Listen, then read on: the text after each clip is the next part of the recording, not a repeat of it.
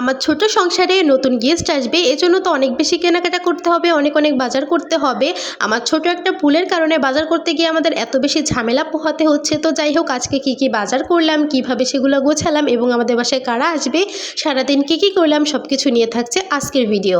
So hello, আসসালামু আলাইকুম, সবাই কেমন আছেন? ফার্স্টে দেখে নিচ্ছেন আজকে কিন্তু অনেকগুলো বাজার করেছি। গরুর মাংস আনা হয়েছে, মাছ আনা হয়েছে, রোস্টের জন্য মুরগি আনা হয়েছে, আরও কিছু সবজি আনা হয়েছে। সো এগুলো আমি একে একে সব কিছু গুছিয়ে রাখছিলাম। আসলে একটা মেয়ে যদি একটু এদিক থেকে ওদিকে হয় তাহলে পুরো সংসারটা কিন্তু এলোমেলো হয়ে যায়। তো বাজার গুছানোর পরে কিন্তু আমি খেতে চলে এসেছি। এরপর আর কোনো ক্লিপ নেওয়া হয়নি। বাসায় যেদিন মাছ মাংসর বাজার করা হয় সেদিন কিন্তু কাজটা একটু বেশি বেড়ে যায়।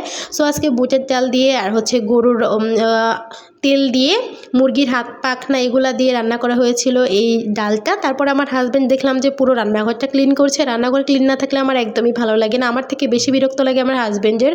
ও কিন্তু একদমই নোংরা পছন্দ করে না, তাই আমরা দুজনে মিলে রান্নাঘরটা ক্লিন করে নিলাম। এটা হচ্ছে পরের দিনের ভিডিও।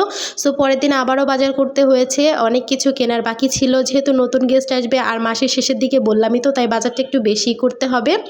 আর আমার একটা ভুল হয়েছে, আমি বাজার করার সময় লিস্ট করে দিইনি। আমার লিস্ট করতে একদমই ভালো লাগে না, মনেও থাকে না। এই জন্য একই জিনিস আনার জন্য বারবার বাজারে দৌড়াদৌড়ি করতে হয়। আর আমরা কিন্তু একদমই মাসিক হিসাবে বাজার করি না। আমাদের বাসায় যখন যেটা শেষ হয় তখন আমরা বাজারে গিয়ে সেটা কিনে নিয়ে আসি।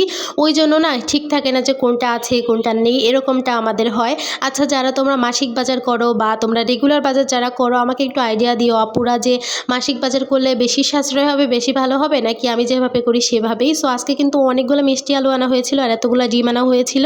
এগুলো আমি আজকে আগে থেকে সিদ্ধ করে রাখবো, যেহেতু বাসায় গেস্ট আসবে একদিন। ছোট বাবু নিয়ে এত কিছু তো আর একসাথে পারবো না, তাই আস্তে আস্তে করে সব কিছু গুছিয়ে রেখেছিলাম।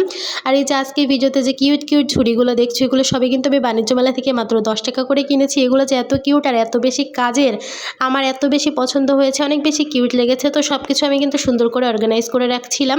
বাজার করাটা অনেক বেশি ঝামেলার মনে হয় আমার কাছে।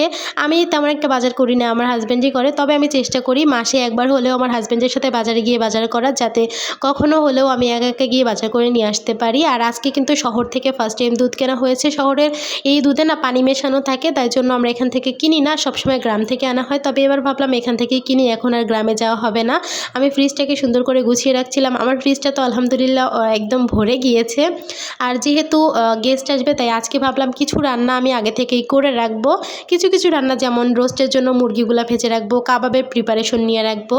আর আমার ফ্রিজটা গোছানো, ফ্রিজ পরিপূর্ণ থাকলে না না খেয়ে থাকিও শান্তি আছে। সো তারপরে এই সিম্পল রান্না করেছিলাম আজকে, লাল শাক ভাজি, আরও হচ্ছে ডিম ভাজি, আরও কিছু একটা তরকারি ছিল, সেটা আমি খাইনি, এটা দিয়েই খেয়েছিলাম। তো এটা হচ্ছে তার পরের দিনের ভিডিও। পরের দিন সকালে আরও আমার মনে হচ্ছিল কিছু কিছু বাজার করা বাকি আছে, যেহেতু লিস্ট করিনি তাই এটা ভুলে যাচ্ছিলাম, ওটা ভুলে যাচ্ছিলাম।